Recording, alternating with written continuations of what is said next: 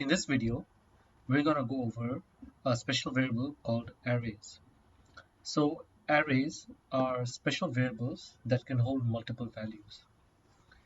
To create an array, all you need to do is use the literal, which is bracket notation.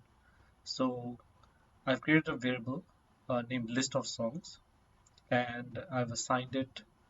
I haven't assigned it anything actually. So I've created an array it's an empty array by simply using the bracket notation.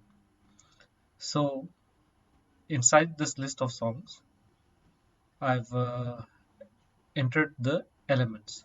So items inside an array are called elements. So I've added these elements 1, 2, 3, 4, 5. Okay.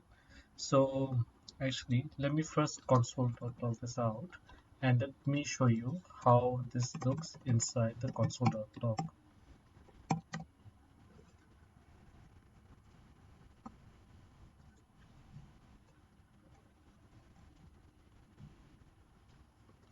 So I refresh this and you see over here. So it's an empty array, and if you look at when you click on this, so it shows the prototype array. All right. Now I'm just gonna comment this out. So after adding these values 1, 2, 3, 4, 5 inside the array, you will now see that this will appear on the Chrome Developer tool. So I'm just going to refresh this again. Okay, so you see over here now. Um, yeah, JavaScript line number 10, and array items are 1, 2, 3, 4, 5. Now, one important thing, you access array elements with their index number. So index the elements inside this array, they start with the index 0. So this one has index 0, 2 has index of 1, 3 has index of 2, 4 has index of 3, and 5 has index of 4. So if I wanted to specifically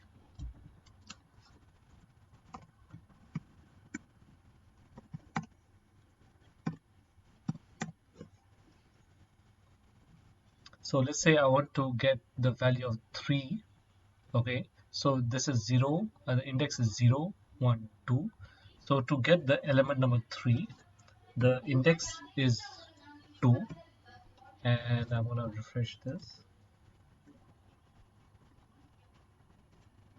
You see over here 3, right? So I got the value of 3, the element number 3, but it has the index of 2. Now arrays also have methods and properties. One of the most common array methods that are used is array.length. So array.length property gives us the number of elements inside the array. Yeah. So as you can see, there are 5 elements inside the array. So when I console.log this out, you will now see, yeah. So the number of elements which comes via the property list of songs dot length, which is array dot length, comes out to 5. All right. So just to now put this into a bit of practical example. All right. So what we're going to do is we're going to run a for loop, and arrays are primarily used for for loops. So for initialize the variable, initialize the for loop, I is equal to 0, I less than array dot length. Okay, so the maximum value of I will be the length of this array, and I plus plus is the incremental. So I'm going to do document.write list of songs. So each element will appear plus has index of, and its index number will appear uh, on the same line, and there'll be a break to so that after each line is executed, there's a new line for the next number. All right, so you see this over here. So 1 has index of 0, 2 has index of 1, 3 has index of 2, and 4 is index of 3, 5 is index of 4. All right, so this is how you use arrays, and in the next video we will cover array methods. So thanks for watching, and please do subscribe. Thank you.